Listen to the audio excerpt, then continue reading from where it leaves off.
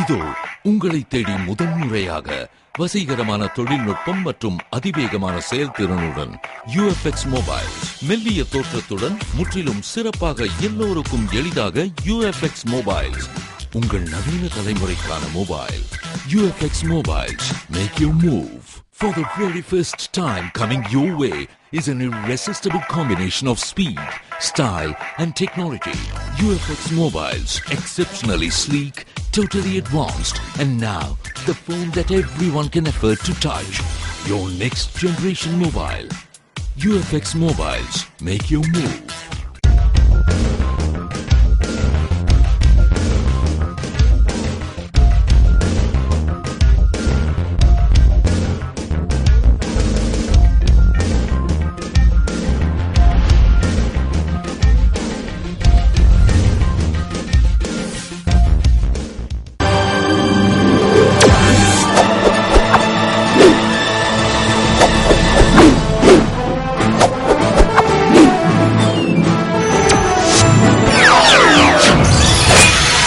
நீங்கள் பார்த்துக் கொண்டிருப்பது AJK டிவியின் புதுவை மாலை. வணக்கம். புதுவை சாரத்தில் பாம் பாஸ்கர் என்ற ரவுடி வீட்டில் போலீசார் நடத்திய அதிரடி சோதனையில் வெடிகுண்டுகள் சிக்கியதால் அப்பகுதியில் பெரும் பரபரப்பு ஏற்பட்டது. எனவே போலீசார் அங்கு குவிக்கப்பட்டுள்ளனர். புதுவை வானராப்பேட்டையைச் சேர்ந்த பாம் பாஸ்கர் என்பவர் சாரம் ஒத்தவாடை வீதியில் வசித்து வருகிறார். அவர் தன்னுடைய வீட்டில் வெடிகுண்டுகள் பதுக்கி வைத்திருப்பதாக போலீசாருக்கு தகவல் கிடைத்ததால் வெடிகுண்டு நிபுணர் சுந்தர் தலைமையில் போலீசார் மற்றும் வெடிகுண்டு நிபுணர்கள் மோப்ப நாயுடன் சென்று அதிரடி சோதனை நடத்தினர். சோதனையில் நாட்டு வெடிகுண்டுகள் சிக்கியதை அடுத்து வெடிகுண்டுகளை பறிமுதல் செய்து பாம் பாஸ்கரை கைது செய்து நடத்திய விசாரணையில் அவர் மீது மேட்டுப்பாளையம், பாகூர், முதலியார்பேட்டை உள்ளிட்ட 10க்கும் மேற்பட்ட காவல் நிலையங்களில் வழக்குகள் உள்ளது தெரியவந்தது. தொடர்ந்து அவரிடம் விசாரணை நடத்தி வருகின்றனர். இந்நிலையில் வெடிகுண்டுகள் கைப்பற்றப்பட்ட சாரம் பகுதியில் பதற்றமும் பெரும் பரபரப்பும் நிலவுவதால் அங்கு பாதுகாப்பு பணியில் ஏராளமான போலீசார் குவிக்கப்பட்டுள்ளனர். இதுகுறித்து SSP சந்திரன் கூறுகையில், நயினார் மண்டபத்தைச் சேர்ந்த சரசு என்பவர் முதலியார்பேட்டை காவல் நிலையத்தில் தனது மருமகன் பாஸ்கர் 20ஆம் தேதி இரவு தன்னை பயமுறுத்தும் நோக்கத்தில் வீட்டில் வெடிகுண்டு வீசிவிட்டு ஓடிவிட்டார் என்று அவர் அளித்த புகாரை தொடர்ந்து பாஸ்கர் வீட்டில் நடத்திய சோதனையில் வெடிகுண்டு பிடிபட்டது என்று அவர் கூறினார். புதுவையில் 5 மில்களையும் நவீனப்படுத்தி இளைஞர்களுக்கு வேலைவாய்ப்பை ஏற்படுத்தி கொடுக்க வேண்டும் என்று மாநில காங்கிரஸ் தலைவர் திரு AV சுப்பிரமணியன் கோரிக்கை விடுத்துள்ளார். இது தொடர்பாக மாநில காங்கிரஸ் தலைவர் திரு AV சுப்பிரமணியன் கூறுகையில், 114 ஆண்டுகால பெருமை கொண்ட AFT மில்லில் புதுவையின் தொழில் வளர்ச்சிக்கு முக்கிய பங்காற்றியுள்ளது. இங்கு 10,000 தொழிலாளர்கள் பணிபுரிந்த இடத்தில் தற்போது 2,000 தொழிலாளர்கள் மட்டுமே பணிபுரிகின்றனர். கடந்த காங்கிரஸ் ஆட்சியில் வைத்தியலிங்கம் முதலமைச்சராக இருந்தபோது தொழிலாளர்களின் சம்பள உயர்வு பிரச்சினை தீர்க்கப்பட்டது. மேலும் தொழிலாளர்கள் கூட்டுறவு கடன் சங்கத்தில் பெற்றிருந்த கடன்களை வட்டியில் 50% தள்ளுபடி செய்து கொடுக்கப்படும் என்று சட்டசபையில் அறிவிக்கப்பட்டது. ஆனால் தற்போதுள்ள அரசு அதனை நடைமுறைப்படுத்த காலம் தாழ்த்தி வருகிறது.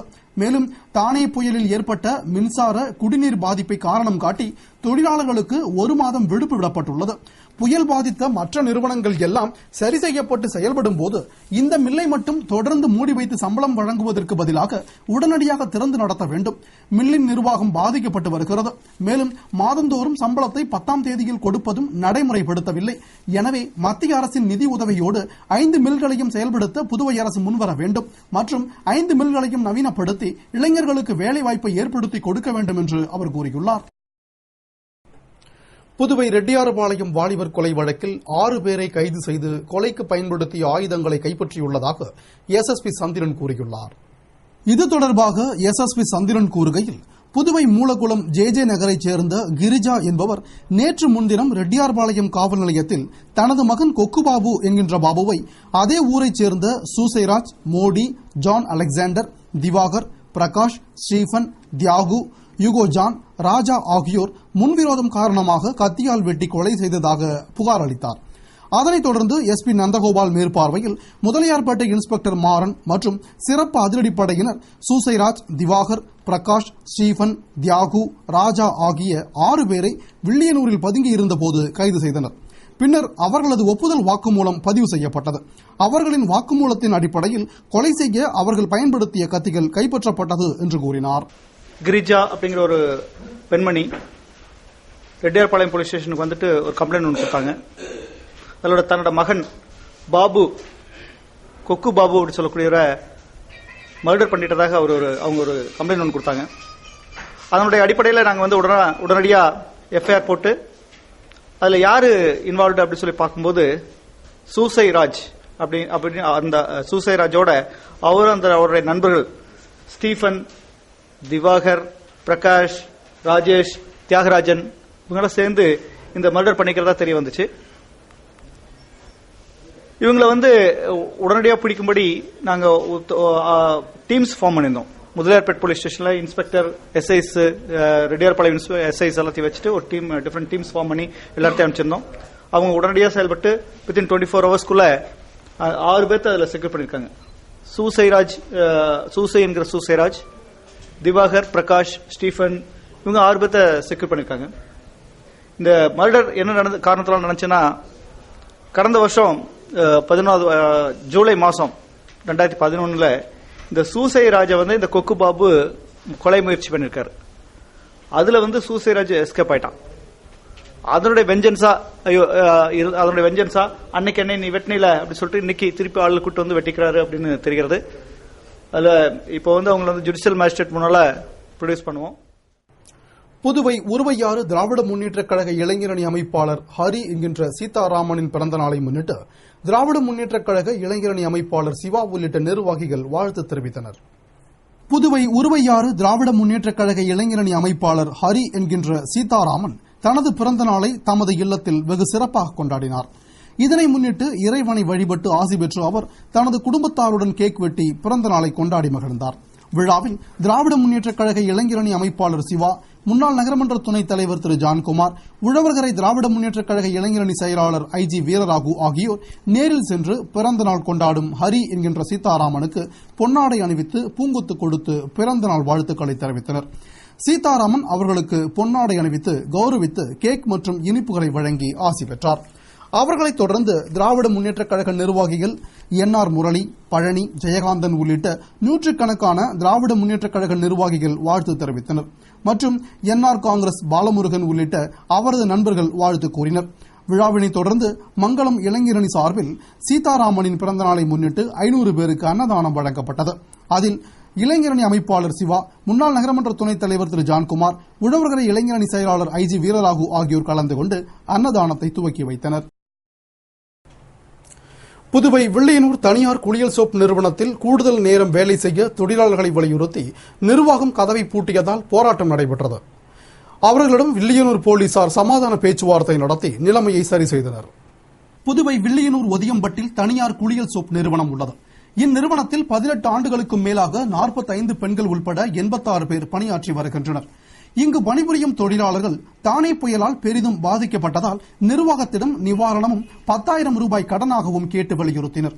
ஆனால் நிர்வாகம் அதனை அளிக்க மறுத்தது. இந்நிலையில் நேற்று காலை பணிக்கு வந்த தொழிலாளர்களிடம் நிறுவன மேலாளர் கூடுதல் நேரம் பணிபுரிந்துவிட்டு செல்லுமாறு கூறியுள்ளார். அதனை கேட்ட தொழிலாளர்கள் தங்கள் இல்லங்களில் தெரிவித்துவிட்டு வந்து திங்கட்கிழமை கூடுதல் நேரம் இருந்து பணியாற்றுகிறோம் என்று கூறியுள்ளனர். மேலும் வழக்கம் போல் 8 மணி நேரம் பணிபுரிந்துவிட்டு மாலை வீடு திரும்ப புறப்பட்டனர். அப்போது மேலாளர் நிறுவனத்தின் கதவை பூட்டி தொழிலாளர்களை வெளியே செல்ல அனுமதிக்காததால் அவர்கள் போராட்டத்தில் ஈடுபட்டனர். அதில் ஒரு பெண் உடல்நிலை சரியில்லாமல் மயங்கி விழுந்தார். அவரது உறவினரை வரவழைத்து அப்பெண்ணை மட்டும் வெளியே செல்ல நிர்வாகம் அனுமதித்தது. இதனால் ஆத்திரமடைந்த தொழிலாளர்கள் நிர்வாகத்தை எதிர்த்து கோஷமிட்டனர். தகவல் அறிந்த வில்லியனூர் போலீசார் சம்பவ இடத்திற்கு விரைந்து வந்து சமாதான பேச்சுவார்த்தை நடத்தினர். அதன்பின் தொழிலாளர்கள் போராட்டத்தை கைவிட்டு கலைந்து சென்றனர். இதனால் அங்கு சிறிது நேரம் பரபரப்பு ஏற்பட்டது.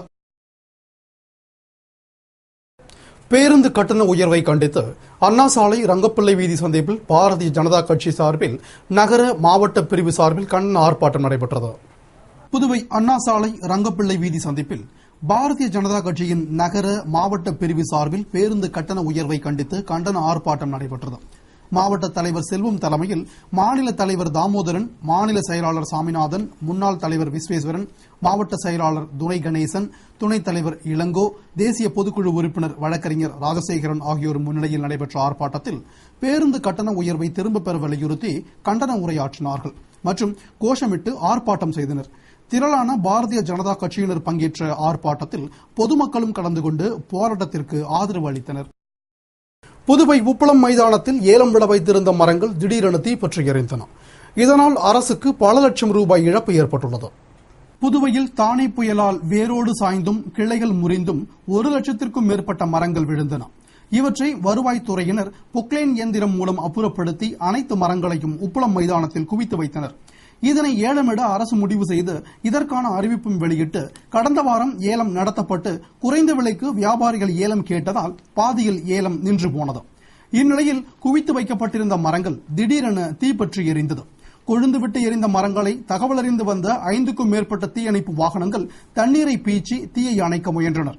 தீயை கட்டுப்பாட்டுக்குள் கொண்டுவர முடியாமல் வாகனங்களில் இருந்த தண்ணீர் தீர்ந்ததும் மீண்டும் மீண்டும் சென்று தண்ணீர் நிரப்பி வந்து இரவு முழுவதும் போராடி தீயை அணைத்தனர்.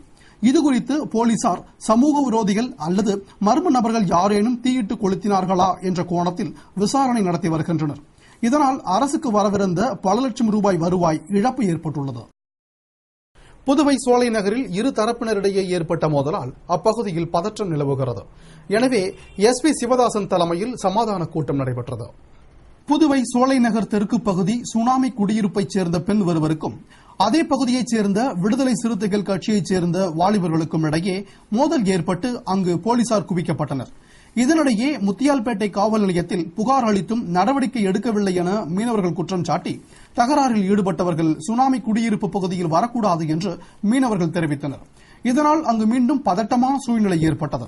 இந்நிலையில் SP சிவதாசன் தலைமையில் தாசில்தார் ரமேஷ் இரு தரப்பினரையும் அழைத்து சமாதான பேச்சுவார்த்தை நடத்தினார். அப்போது இன்ஸ்பெக்டர் அங்கப்பன் உள்பட பலர் உடனிருந்தனர். இத்துடன் செய்திகள் நிறைவடைந்தன. வணக்கம்.